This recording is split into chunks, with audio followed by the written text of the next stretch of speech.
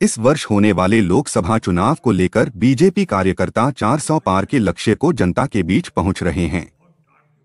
वहीं घनसाली पहुंचने पर प्रेस वार्ता करते हुए सुप्रसिद्ध उद्योगपति और वरिष्ठ भाजपा नेता वीरेंद्र दत्त सिमवाल ने आगामी लोकसभा चुनाव टिहरी लोकसभा क्षेत्र से अपनी दावेदारी पेश करते हुए क्षेत्र के विकास के लिए अपनी प्राथमिकताएं बताई।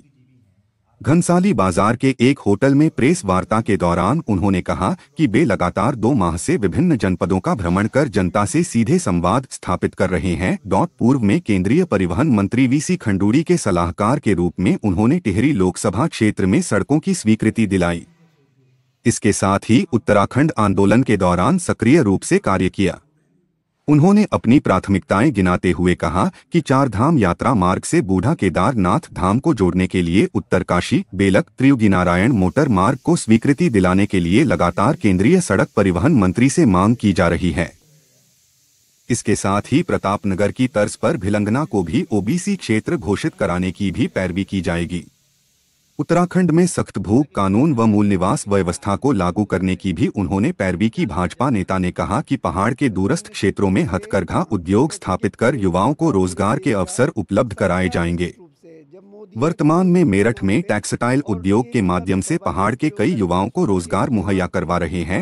इस अवसर पर भारत सरकार के सामाजिक न्याय एवं सशक्तिकरण मंत्रालय के मीडिया सलाहकार सूर्य प्रकाश सिमवाल ने भाजपा के अब की बार 400 पार के नारे को लेकर कहा कि प्रधानमंत्री नरेंद्र मोदी के कार्यकाल में जम्मू कश्मीर से धारा 370 समाप्त करने के साथ ही भव्य राम मंदिर का निर्माण किया गया। इसके साथ ही महिलाओं, किसानों व युवाओं के लिए कई योजनाओं का संचालन किया गया। इसके साथ ही भारत को विश्व में मान सम्मान दिलाने का कार्य किया। जिसके आधार पर देश की जनता भाजपा को प्रचंड बहुमत से तीसरी बार केंद्र की सत्ता में देखना चाहती है। उन्होंने कहा कि अब की बार देश में ऐतिहासिक फैसले लेकर भारत को विश्वगुरु बनाने की दिशा में प्रधानमंत्री मोदी के नेतृत्व में कार्य किया जाएगा। इस अवसर पर इंद्रमणि बडोनी कला एवं साहित्य मंच के अध्यक्ष व वरिष्ठ अधिवक्ता लोकेंद्र दत्त जोशी, युवा नेता विनोद लाल शाह आदि तमाम लोग मौजूद रहे। जनता के बीच आप जा रहे हैं, केंद्र सरकार की उपलब्धियों को रख रहे हैं, क्या लग रहा है जनता का मिजान? वैसे अब निश्चित रूप से हम तो कहते हैं कि पूरे विश्व का, पूरे देश का, सबका निश्चित रूप से जब मोदी हैं तो मोदी जी के नाम पे, और टिहरी का तो सौभाग्य है, पूरे उत्तराखंड का सौभाग्य है कि यहाँ पूरी 5-0 से पार्टी जीतेगी। जनता ने केंद्र में नरेंद्र मोदी सरकार के द्वारा जो उपलब्धियां की गई, और केवल नरेंद्र मोदी जी नहीं, केंद्र सरकार के हमारे चाहे सड़क परिवहन मंत्री गडकरी जी हूँ, चाहे हमारे रेल मंत्री हूँ, चाहे हमारे ग्रामीण मंत्री हूँ, प्रत्येक मंत्रालय से दिल खोल करके उदार भावना के साथ उत्तराखंड को बजट भी मिलता है, हर प्रोजेक्ट को मंजूरी भी मिलती है। तो ये इस देवभूमि का सौभाग्य है। और नरेंद्र मोदी जी और उनके मंत्रिमंडल के माध्यम से उत्तराखंड की माता बहनों, सड़कों, संचार, जो कुछ हो रहा है, निश्चित रूप से यहाँ की जनता से बहुत पॉजिटिव है। जनता सीधे पूछती है कि मोदी जी और कमल, लेकिन जनता ये भी चाह रही है कि थोड़ा सा इस बार टिहरी से अगर जो है चेहरा बदला जाएगा तो टिहरी की जनता और बेस्ट तरीके से एक कीर्तिमान बना करके भाजपा के प्रत्याशी को विजयी बनाएगी। थोड़ी शिकायत है लोगों की, बाकी केंद्र सरकार की योजनाएं निश्चित रूप से टिहरी नहीं पूरे उत्तराखंड के लिए बहुत बड़ी उपलब्धियां हैं। और ये केवल सौभाग्य की बात है कि ये केवल मोदी के युग में ही संभव था, जो हमें सब क्षेत्रों में दिखाई दे रहा है।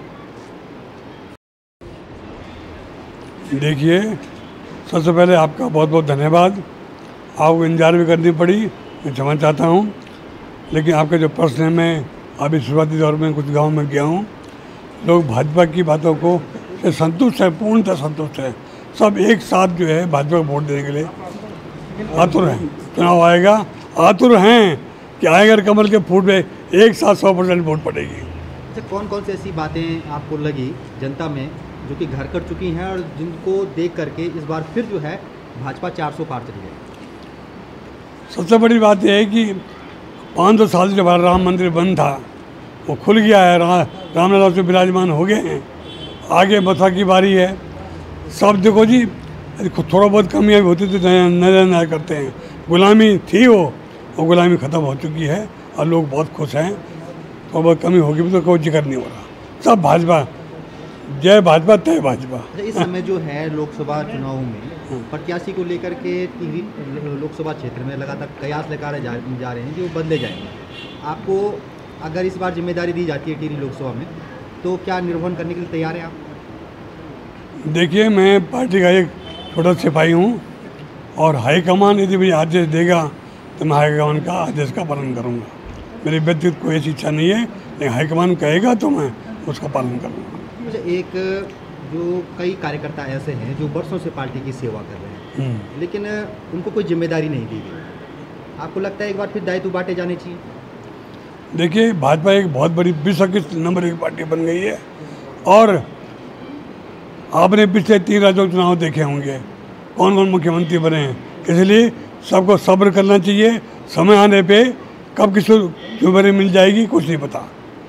हमारी पार्टी काम करने वाले का सम्मान करती है, उसको ध्यान रखती है, रिकॉर्ड में नाम लिखा जाता है और समय आने पे उसको ताजपोशी करती है। जो लोग जन सेवा करने के लिए हमेशा तैयार रहते हैं और जिनके अंदर क्षमता भी है जन सेवा करने की, क्या उन लोगों को दायित्व मिलना चाहिए? बिल्कुल मिलना चाहिए, उन्हें इंतजार करना पड़ेगा। अब नहीं तो तब मिलेगा, जरूर एक दिन जो आएगा मिलेगा उनको।